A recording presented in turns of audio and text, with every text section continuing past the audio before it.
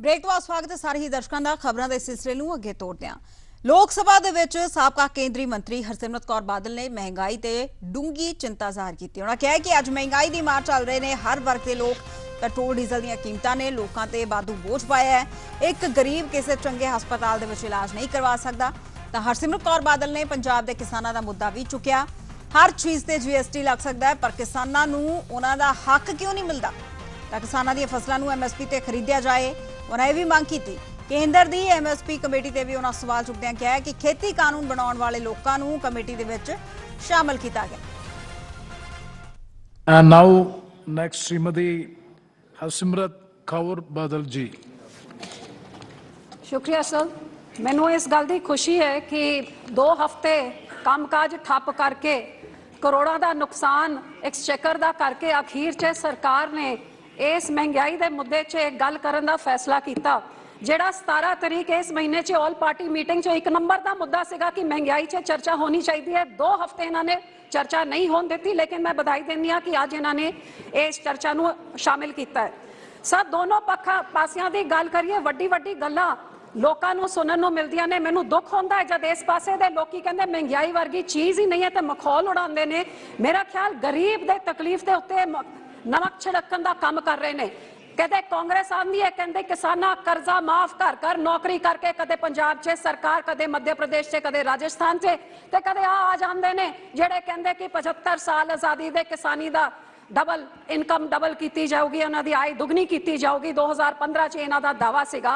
आज 15 तो 2022 आ गई, हुण कहते तिरंगा च लटकाओ। लेकिन मैं जरूर कहती हाँ कि 15 अगस्त से वो जरूर वो किसानों को बुलाओ जिन्हों की आय दुगनी हो गई है, क्योंकि अज किसानों की जिन्नी माड़ी हालत है।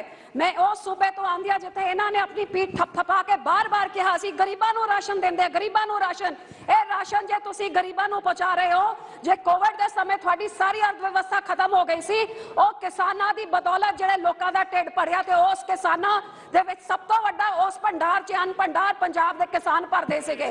अज उन्हां पंजाब के किसानों का की हाल है। एक पासे बाढ़ आई हुई है, एक पासे नकली बीज दे नाल भावें सूरजमुखी होए भावें मूंग होए, नरमे दे उत्ते 3 साल हो गए हर साल बीमारी लगती है। लेकिन ना तो केंद्र की सरकार ते ना सूबे की सरकार उन्हां दुकानदारां च या उन्हां कंपनियां दे उत्ते कोई एक्शन लैंदे ने। हर पक्षों कीमतां आपां स्वामीनाथन कमेटी की गल करदे हां, लागू किया जाएगा किसानों के नाल भद्दा मजाक। अज सरकार के लीड स्पीकर ने कहा कि असी MSP से कमेटी बनाई है। 1.5 साल आंदोलन चलिया, साल पर बैठा 700 किसान शहीद हो गए, तो एक जबान दी सी कि MSP के उत्ते एक कमेटी बनाई जाऊगी। तो आज जरूर मैं बोलना चाहती हाँ कि आ कमेटी का की मेन मद्दा आ चिट्ठी सीगी जेड़ा 9 दिसंबर 2021 को किसानों को दे के वो आंदोलन चक्या सीगा। ते की लिखा है, ये स्पष्ट किया जाता है कि किसान प्रतिनिधि में SKM के प्रतिनिधि भी शामिल होंगे। कमेटी का एक मैंडेट यह होगा कि देश के किसानों को MSP मिलना किस तरह सुनिश्चित किया जाए। मेरी हिंदी तो खराब हो सकती है लेकिन इन्हां दी नहीं।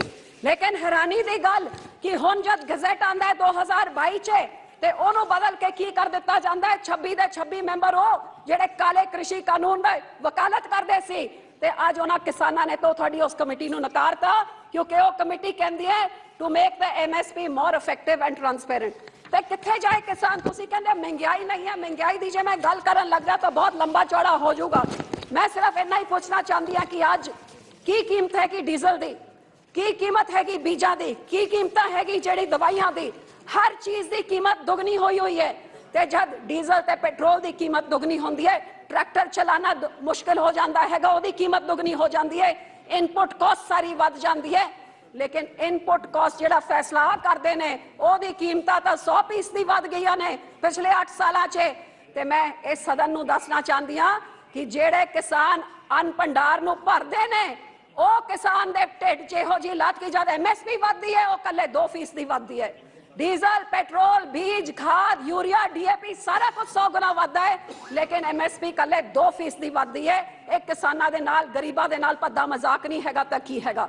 हर पक्षों एक सरकार ने लोगों के विरोधी अज कहते हैं कि इत्थे कोई मुश्किल ही नहीं हैगी। लोगों नूं अज गरीब का यह हाल हैगा कि किसान ना अपने बच्चों को किसी ਚੰਗੇ ਸਕੂਲ 'ਚ ਭੇਜ ਸਕਦਾ ਹੈ ਸਰ 2 ਮਿੰਟਸ ਨਾ ਚੰਗੇ ਸਕੂਲ 'ਚ ਭੇਜ ਸਕਦਾ ਹੈ ਪ੍ਰਾਈਵੇਟ ਸਕੂਲ ਤਾਂ ਛੱਡ ਦੋ ਟਿਊਸ਼ਨ ਤੱਕ ਨਹੀਂ ਕਰਾ ਸਕਦਾ ਨਾ ਗਰੀਬ ਕਿਸੇ ਗਰੀਬ ਚੰਗੇ ਹਸਪਤਾਲ 'ਚ ਆਪਣਾ ਇਲਾਜ ਕਰਾ ਸਕਦਾ ਹੈ ਤੇ ਰੋਟੀ ਵਾਸਤੇ ਜਦ ਮੁਹਤਾਜ ਹੋ ਗਿਆ तो उस किसान की उगाई हुई फसल ਨੂੰ ਗਰੀਬਾਂ ਦੇ ਵਿੱਚ ਵੜ ਕੇ ਆਪਣਾ ਪੀਠ ਥਪਥਪਾ ਕੇ ਕਹਿ ਰਹੇ ਮਹਿੰਗਾਈ ਵਰਗੀ ਚੀਜ਼ ਨਹੀਂ ਹੈ ਮੈਨੂੰ ਇਸ ਗੱਲ ਨੂੰ ਸੁਣ ਕੇ ਦੁੱਖ ਹੁੰਦਾ ਹੈ ਮੈਂ ਡਿਮਾਂਡ ਕਰਦੀ ਹਾਂ ਤੁਸੀਂ ਸਵਾਮੀਨਾਥਨ ਕਮੇਟੀ ਨੂੰ ਲਾਗੂ ਕਰੋ ਜਿਹੜੀ ਉਹਨਾਂ ਦੀ ਰਿਪੋਰਟ ਹੈਗੀ ਉਹਨੂੰ ਲਾਗੂ ਕਰੋ C2 + 50% ਜਿਹੜਾ ਤੁਹਾਡਾ ਵਾਅਦਾ ਸੀ ਜੇ ਤੁਸੀਂ ਹਰੇਕ ਚੀਜ਼ ਤੇ GST ਅੱਜ ਗਰੀਬਾਂ ਦੇ ਦਹੀਂ ਚਾਵਲ 'ਚ ਵੀ ਤੁਸੀਂ GST ਬਤਾ ਰਹੇ ਹੋ ਡੀਜ਼ਲ 'ਚ ਯੂਰੀਆ 'ਚ ਹਰ ਚੀਜ਼ ਤੇ GST 2 ਮਿੰਟਸ ਤੇ ਫਿਰ ਕਿਉਂ ਕਿਸਾਨ ਦੇ ਅੰਨ ਦੇ ਉੱਤੇ ਜੇ ਹਰ ਚੀਜ਼ 'ਚ GST ਲੱਗ ਸਕਦੀ ਹੈ ਤੇ ਉਹਦੀ ਕਾਸਟ ਕਰਕੇ ਉਹਦੇ ਵੀ 28% GST ਲਗਾ ਕੇ ਉਹਨੂੰ MSP ਬਣਾਓ